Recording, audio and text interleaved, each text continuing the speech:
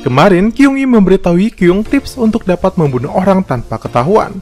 Dan cara tersebut memiliki kelemahan, yakni sulitnya mencari tangan kanan yang setia agar tidak membocorkan informasinya. Dan benar saja, cara yang sekarang ditiru oleh Yi-kyung tersebut memiliki kelemahan yang serupa, di mana tangan kanannya Gunwook di episode ini malah mengkhianatinya dari belakang dan menggagalkan semua rencana yang telah dibangun oleh Yi-kyung. Oke, sebelum kita masuk ke pembahasan episode ini, bantu channel Mimin ini dengan cara menekan tombol subscribe-nya ya, agar Mimin tetap semangat memberikan konten-konten menarik untuk kalian semua. Gomawo! Rupanya kedatangan psikopat Yi-kyung ke gedung anti-life hanya dimaksudkan untuk mencari tahu apa yang akan dilakukan oleh kelompok dari Kyung-hee. Setelah Santa dan Gyeonsu pergi dari ruangan mereka, Yi-kyung diam-diam masuk ke dalam untuk mencari tahu pekerjaan mereka semua, dan dia pun tertawa karena ternyata orang yang sedang tim Kyung-hee cari adalah dirinya. Dia pun memasang penyadap suara pada lampu ruangan, tapi sebelum sempat pergi dari ruangan itu, tiba-tiba Santa datang yang membuatnya bersembunyi di tempat sampah. Untunglah Santa tidak sadar dan membawa bak sampah itu keluar, hingga Yi-kyung dapat kabur tanpa ketahuan. Tapi Santa yang mencium aroma wangi Yi-kyung ketika lewat di hadapannya, membuatnya tersadar kalau orang itu pasti bukan petugas kebersihan. Karena mana mungkin petugas kebersihan sewangi itu, padahal sudah di penghujung shift kerjanya. Yi-kyung yang merasa sudah ketahuan, akhirnya memutuskan lari dari Santa.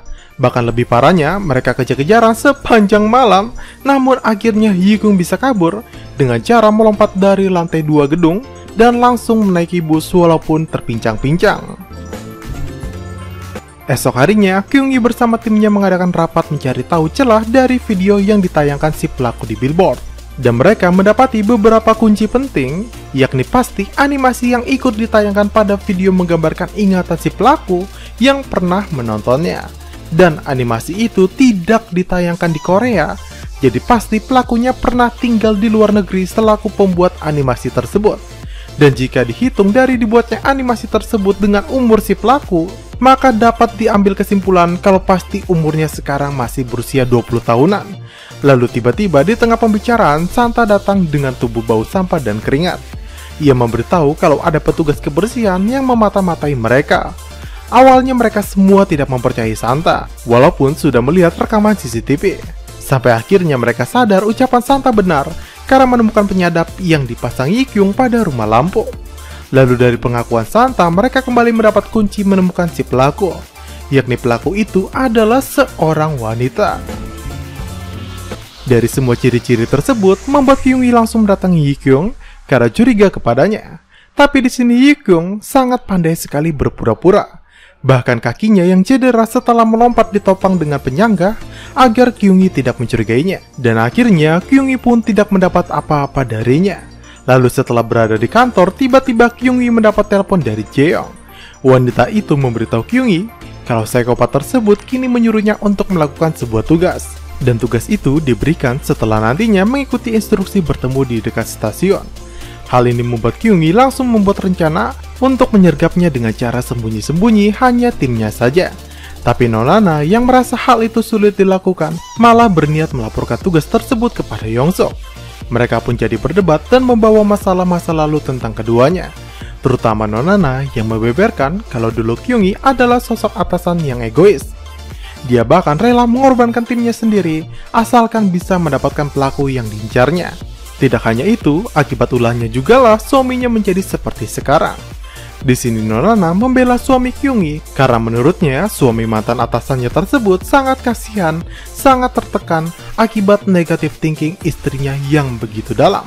Tapi mendengar hal itu, Kyung-hee malah tetap kekeh dengan kecurigaannya kepada suaminya tersebut. Usai pertengkaran tersebut, Nonana menjadi bimbang akan menuruti Kyung-hee atau melaporkan apa yang ia tahu kepada Yongsuk.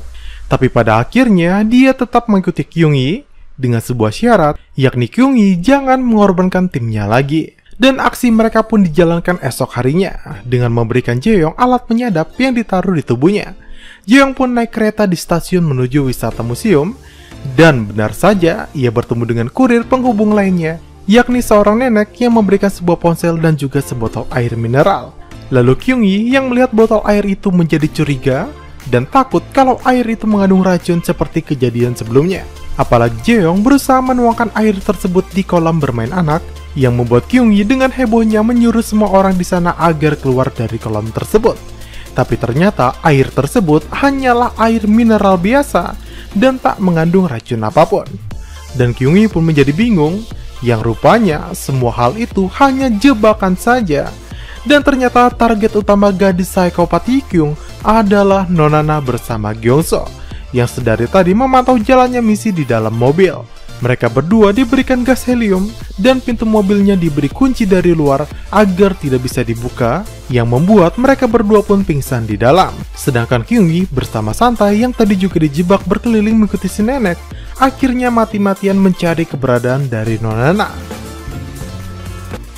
Nonana kini tersadar di suatu tempat, yang rupanya dia berada di dalam sebuah box kontainer. Dan box tersebut ada di tengah laut surut, yang nantinya jika sudah malam air akan pasang mengisi seluruh ruangan di box tersebut, yang alhasil juga akan membunuh Nonana dan juga Gyeongso.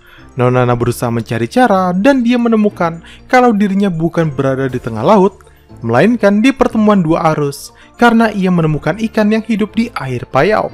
Tapi sayang, ketika berusaha memberitahu Kyung-hee akan hal itu, baterai ponselnya malah habis. Dan kini waktu baru saja malam membuat Kyung-hee dan Santae semakin panik. Sedangkan psikopat Hee-kyung yang sedari tadi memantau pembunuhan kedua orang tersebut malah dikerjai oleh seseorang yang menyuruh pecinta burung untuk memfitnahnya dengan memberikan obat terlarang dibungkus selabel pecinta burung. Alhasil, Hee-kyung pun digelandang ke kepolisian dan dia jadi tidak bisa memantau jalannya situasi dari Kyung-hee. Lalu rupanya orang yang mengerjai Hee-kyung tersebut adalah tangan kanannya sendiri, Gunwook. Dan episode ini pun berakhir sampai di sini. Sekian video kita hari ini.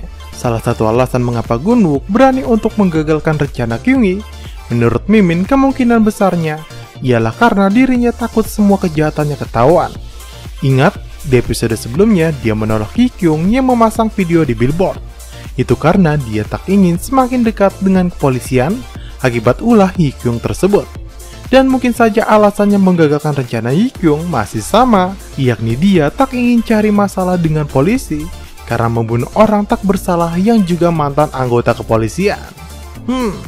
Oke, sebelum menutup video ini, jangan lupa menekan tombol like, subscribe, dan nyalakan tombol lonceng notifikasinya agar kalian selalu mendapat info menarik dari channel Mimin ini. Saya Mimin Chandramon pamit, see you sahabat Micampedia.